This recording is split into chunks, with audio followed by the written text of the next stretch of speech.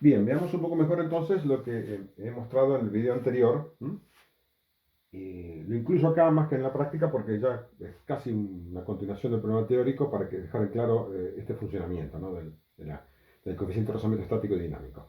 Para probarlo entonces, en vez de aplicar una fuerza desconocida, ¿no? En un plano horizontal, dijimos que es mejor usar un plano inclinado, ¿no? En un plano horizontal tendría que usar un dinamómetro y sería un tanto, como ya digo, ¿no? Un tanto complicado tirar con el dinamómetro y mirar la fuerza a ver en qué momento arranca. Es mucho fácil entonces hacer bueno, voy a sacar al revés el plano inclinado y aumentando el ángulo hasta que ustedes ven ahí arranca. Entonces eso se puede hacer en el laboratorio y planteamos entonces lo siguiente. Fíjense, en cualquier caso, hago el diagrama cuerpo libre de la masa en el plano inclinado, ya lo hemos hecho en los problemas. Tenemos entonces el peso que lo he, digamos, tenido las componentes en un eje perpendicular al plano y otro eje paralelo al plano. Ya sabemos cómo es eso, mg seno delta la fuerza que es paralela al plano y mg coseno delta la fuerza que es perpendicular.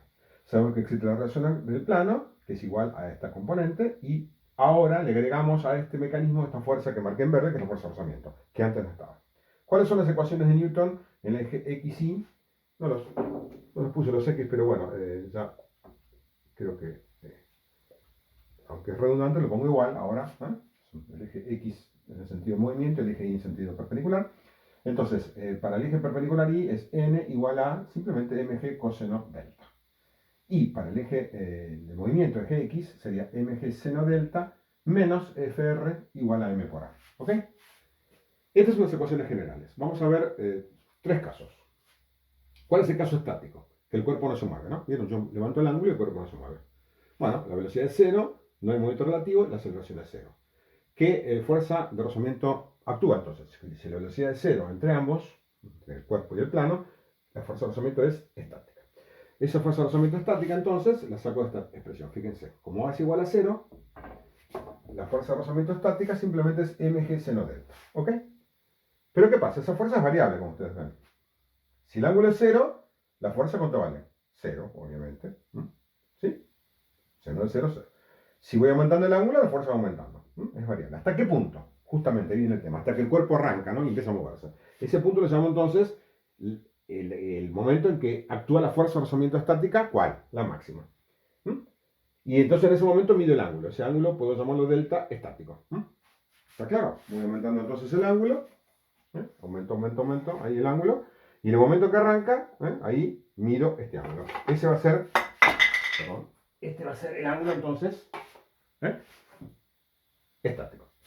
Bueno, haciendo una simple sustitución, ¿se acuerdan que la fuerza de rozamiento estática máxima es el coeficiente estático por la reacción del plano?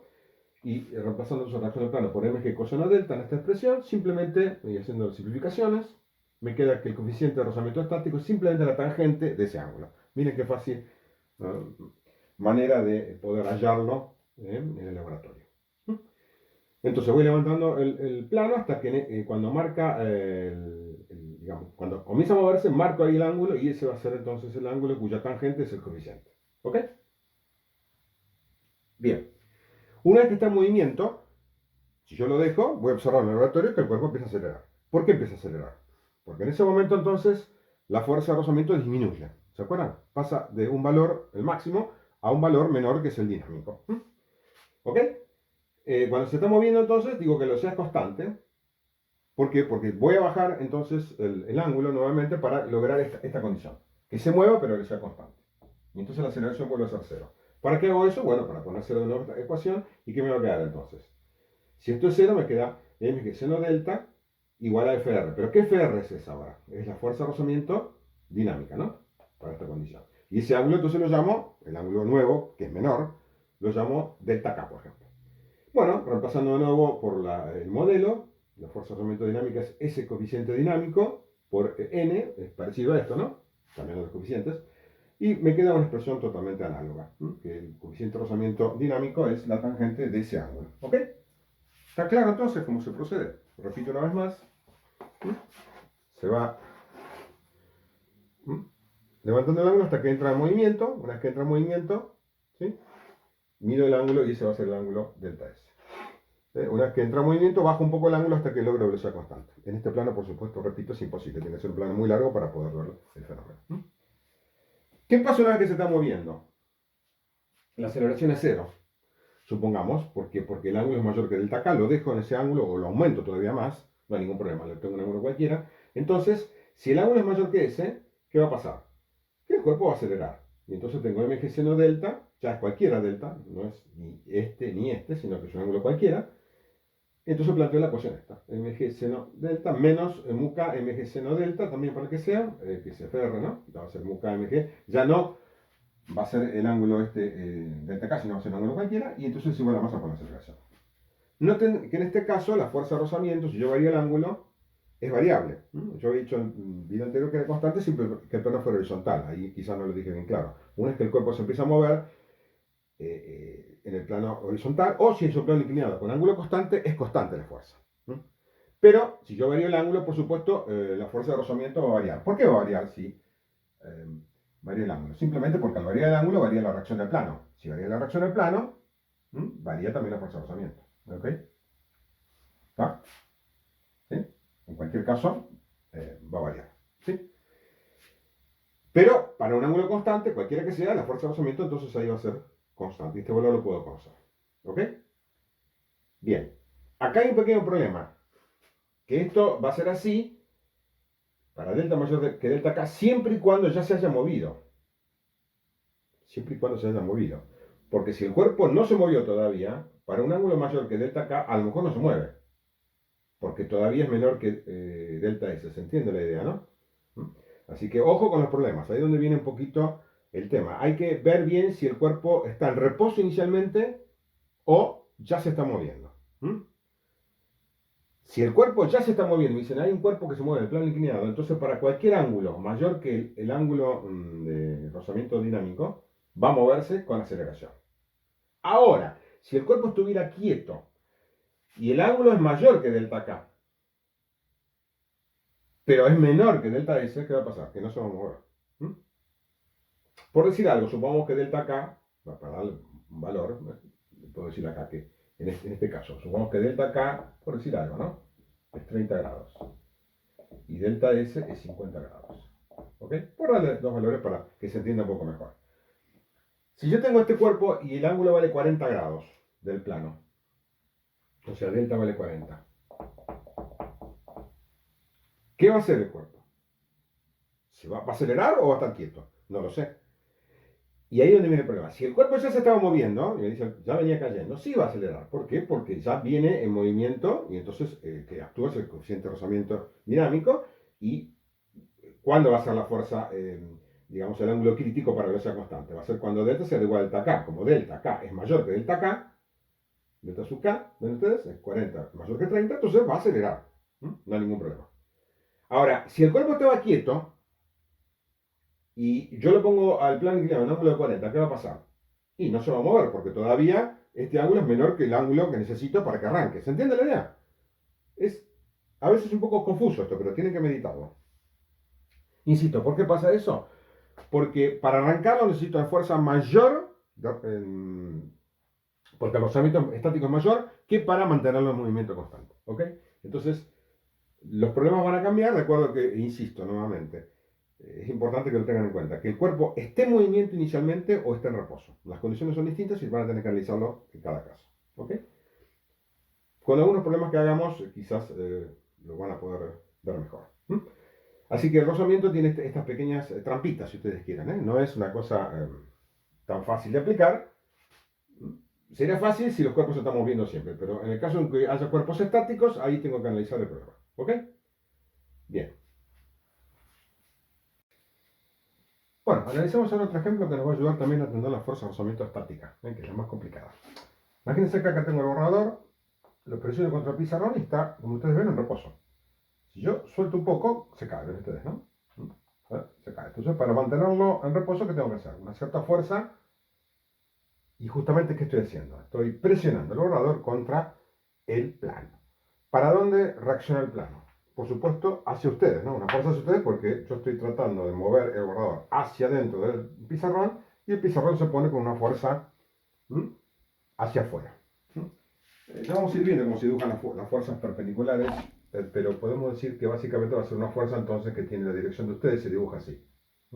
La reacción del plano. Es una fuerza perpendicular y se dibuja entonces, ya lo vamos a ir viendo, pero si han visto el tema de vectores, van a ver cómo se dibuja un vector en corte, digamos, no sobre el plano, sino cuando sale o entra el pizarrón, y este sería un vector que está saliendo para ustedes.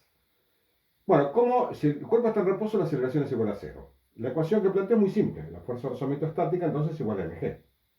No hay más que decir que eso. Ahora, ¿esta fuerza de rozamiento será la máxima? No, porque ¿por qué no es la máxima? ¿Cuál es la fuerza de rozamiento estática máxima? Es el coeficiente estático por la reacción del plano, o sea, por la fuerza que yo haga, digamos, hacia adentro, o sea, digamos, la fuerza de presión que hago, ¿no? Esa va a ser esta fuerza que hago yo, la contraria, que es la reacción del plano, multiplicada por el coeficiente, es la fuerza de rozamiento estática máxima. Pero como ustedes se dan cuenta, acá no está aplicada la fuerza máxima, porque si yo hiciera mucha fuerza hacia allá, esta fuerza crece, y si esta fuera la máxima, el cuerpo subiría. Se dan cuenta ustedes, ¿no? Lo cual es absurdo. ¿Esta fuerza cuánto tiene que valer? Siempre va a valer igual que el peso, como ven ustedes.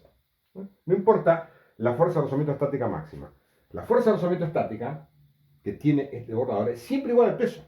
Pues si no, insisto, sería absurdo. Si yo aumentara n, aumento n, aumento la fuerza de rozamiento estática máxima, si esta fuera la máxima, aumentaría, entonces el cuerpo tendría más fuerza de rozamiento que el peso. Entonces iría para arriba. ¿Ok? Lo cual es un absurdo, como ustedes se dan cuenta, ¿no? Entonces, ¿qué fuerza de rozamiento tengo acá? Es la estática. ¿Cuándo será la máxima? Bueno, en caso especial. Yo voy aflojando, puedo hacer la experiencia bastante difícil de hacerla, pero voy haciendo cada vez menos presión, hago n cada vez menor, entonces esta fuerza disminuye, y cuando esta fuerza es exactamente igual a esa, ahí está el equilibrio justo al límite. Si la presión es un poquito menor, entonces ¿qué va a pasar? Que la fuerza de rozamiento estática máxima ya no es igual al peso, sino que es menor, y ahí el cuerpo cae. Comienza a caer, digamos, ¿no? Por supuesto va a caer, no en caída libre, sino con, digamos, ¿qué va a ocurrir? Que esta fuerza va a ser menor, ¿sí? Y va a empezar a caer. Y al ser menor, ¿en qué se va a transformar cuando cae? Ya no en la estática, sino va a ser la dinámica. Entonces ahí el cuerpo cae. Insisto, no en caída libre, ¿no? Porque la caída libre sería únicamente cuando la única fuerza que tiene aplicada es el peso. En este caso tiene aplicada una fuerza de rozamiento. ¿Sí? Eso cuando cae. Pero en este caso, que no cae, entonces esta que es la fuerza de rozamiento estática, que repito entonces, siempre tiene que ser igual a qué cosa? Al peso para que no se mueva. ¿Ok? Y esta es la máxima. La máxima es la máxima. Insisto. Me da una idea de un valor, pero no es generalmente la fuerza aplicada estáticamente al cuerpo. Bien. La última cosa que tengo que decirles es que el rozamiento me parece ahí que siempre supone el movimiento. En general siempre es así, ¿no? Siempre supone el movimiento. Uno lo dibuja en sentido contrario al movimiento del cuerpo. No lo favorece nunca, sino que se opone. En algunos casos pasa una cosa contraria, que es que el rozamiento ayuda a mover a los cuerpos. Les doy dos ejemplos simples y que lo vamos a ir estudiando más allá en la materia, dentro de un par de meses.